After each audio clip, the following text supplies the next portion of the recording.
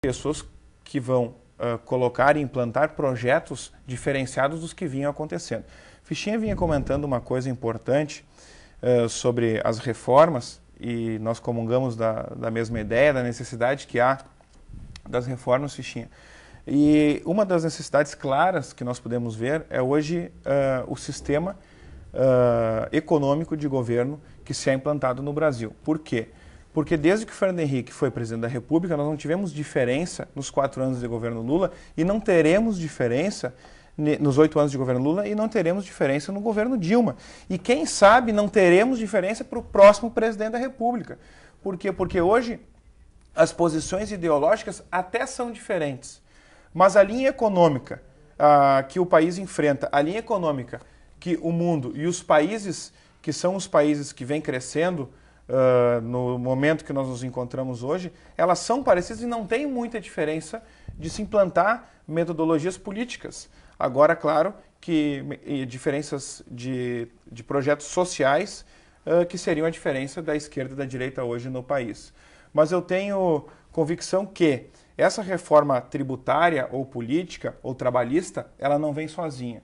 Se nós não fizermos as reformas por completo, nós teremos, claro, não serei tão específico quanto Fichinha, nós teremos dificuldades de conseguir fazer a próxima reforma e elas ficarão incompletas. Quando se discute matriz tributária, principalmente matriz tributária estadual, e nós enfrentamos hoje uma carga tributária muito grande, uma das maiores do mundo, e no Rio Grande do Sul uma carga de CM superior a outros estados, que nós acabamos perdendo competitividade quando vamos disputar mercado com outros estados. Eu vejo que nós podemos também discutir, como deputados, não só da oposição, mas da situação, a revisão da matriz tributária para certos setores na sua totalidade no estado do Rio Grande do Sul. Porque nós encontramos um estado em dia, com as contas pagas e uma saúde financeira diferenciada. Então nós podemos começar a discutir uma redução gradativa de ICM para que podemos ter competitividade maior e quem sabe que com esse lucro que teremos das empresas, poderemos ter uma geração de emprego maior e um aumento de mercado e disputa de mercado. Então eu vejo um grande desafio, como eu falei anteriormente, nesses próximos 4 anos. Para o governo que aprenda a ser situação no estado do Rio Grande do Sul, que não governe sendo oposição, como foi feito no governo Olívio durante 4 anos do PT, e que nós também aprendemos a ser oposição e possamos fazer a oposição que as pessoas que votaram nós esperam que se faça, uma oposição inteligente e consistente, como eu falava anteriormente. E tenho certeza que o Vale dos Sinos está muito bem representado. E o Vale dos Sinos sai muito fortalecido dessa eleição, porque nós elegemos deputados estaduais de diferentes partidos que vão trabalhar pelas mesmas causas. Eu tenho certeza que o Fichinha do PP, eu do PSTB, o Giovanni Feltz do PMDB, o Lauermann do PT, nós, quando tivermos algumas pautas em relação ao setor coreano calçadista, à geração de emprego e renda e defender o nosso interesse no Vale dos Sinos, nós estaremos com a mesma bandeira levantada e teremos oposição e situação trabalhando juntos.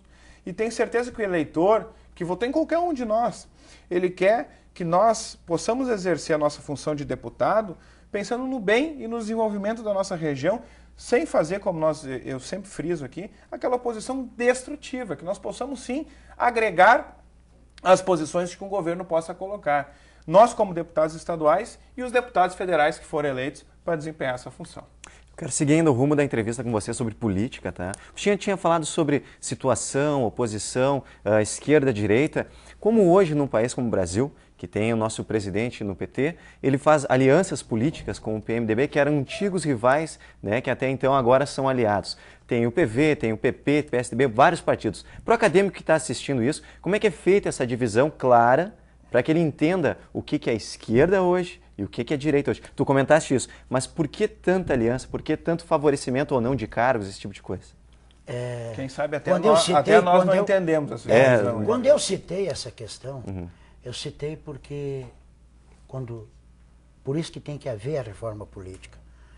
Tem que haver a relocação ou a recolocação dos agentes políticos, para que eles possam ver quais são os princípios de cada partido, o que se defende, porque tem um pouco o meu partido, posso até não ficar mais dentro do meu partido, porque não defende os mesmos ideais que aqueles que sempre acreditaram naquilo que nós defendemos e aí vem a haver até mudanças partidárias.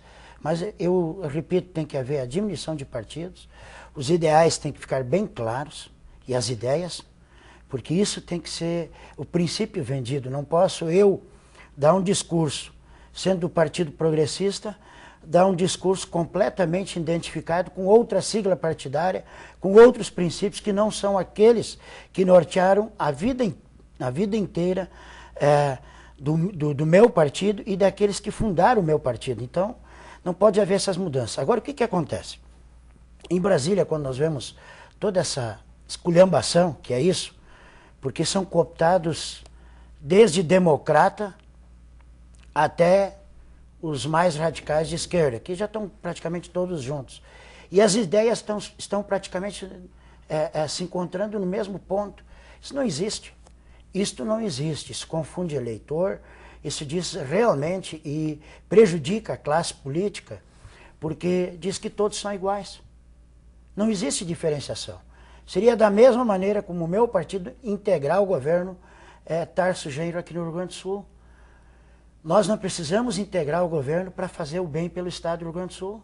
Bem. Nós podemos fazer uma oposição responsável, e uma oposição responsável é dizer tudo aquilo que o deputado Lucas colocou, não precisar ser uma oposição raivosa, sendo uma oposição que possa ajudar a construir aquilo que é necessário para o nosso Estado, e que todos nós defendemos, e que todos nós queremos, que é um Estado enxuto, um Estado que possa atender o cidadão, um Estado que possa realmente fazer os investimentos nas áreas mais principais e necessárias que a sociedade e a comunidade precisam, que é tanto na área da saúde, que nós estamos enfrentando grandes problemas, na área da educação, na área de transporte, que hoje nós não temos condição viária dentro da região metropolitana, é praticamente zero, só temos a BR-116, e já vem se arrastando há muito tempo, e a gente ouve essa conversa em cima, e estradas que estão sendo construídas agora, como é o caso da 448,